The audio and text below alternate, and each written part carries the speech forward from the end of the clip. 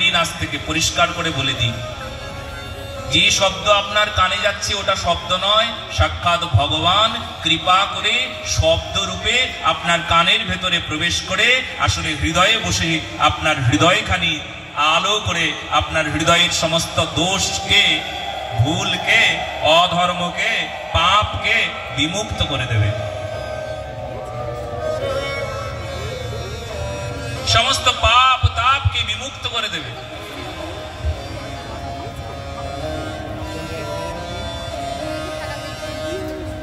সমস্ত পাপ তাপকে যদি বিমুক্ত করে, কি করে করলো? শব্দের দ্বারা। যে শব্দ আপনার কানে যাচ্ছে সে সাক্ষাৎ ভগবান। যে গ্রন্থটা আমি সামনে রেখেছি সেটা সাক্ষাৎ ভগবান। তবে ভগবানের চাইতে অনেক বেশি শক্তিশালী। কে বড়? নাম বড় না ভগবানের স্বরূপ বড়? ভগবানের যে স্বরূপ, আমরা সাক্ষাৎ ভগবান যে বিগ্রহ আমরা এই শ্রী মন্দির দর্শন করলাম, রাধা গোবিন্দ জিউ দর্শন করেছি, প্রতিমান অহ তুমি সাক্ষাৎ ব্রজেন্দ্র নন্দন, সাক্ষাৎ ভগবান। তাকে সামনে রাখা হলো, নামকে সামনে রাখা হলো। বলুন তো কে বড়? নাম বড় না উনি বড়? নাম বড়। কেন? বলে নাম করলে তারপর ওনাকে পাওয়া যায়, এই জন্য নাম বড়। বলুন তো ওনার সঙ্গে তুলনা করুন ভাগবতকে, ভাগবত বড় না উনি বড়? বলে ভাগবত বড়। বলে কেন?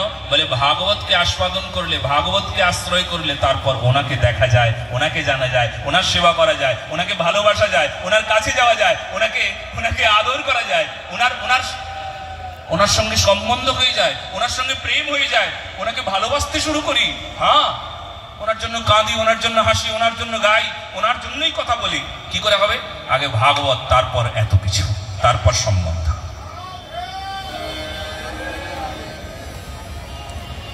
এই জন্য আগে ভাগবত, তারপর ভগবান।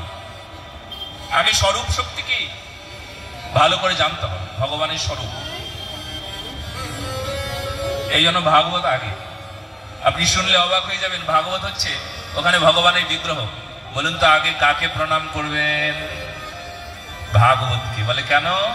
ভগবান এখন আর মন্দিরে নাই, ভাগবতে চলে এসেছেন। ওখানে দেব বিগ্রহ আছে, ওখানে দেব মন্দির আছে, আর এখানে ভাগবত আছে। বলুন তো আগে কোথায় আপনি আসবেন, কোথায় বসবেন, কোথায় প্রণাম করবেন? ভাগবতে। কেন? কারণ দেব মন্দির থেকে দেবতাগণ সবাই ভাগবতে চলে এসেছেন। বলো না গো রাধে রাধে।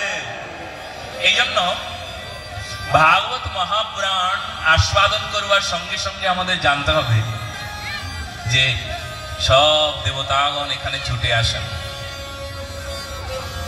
দেবতাগণ অপেক্ষা করেন। যদি ভাগবত শুনতে পারতাম। শ্রী সুখদেব মহারাজ বলেই দেন, বড় কঠিন, তোমরা পাবে না।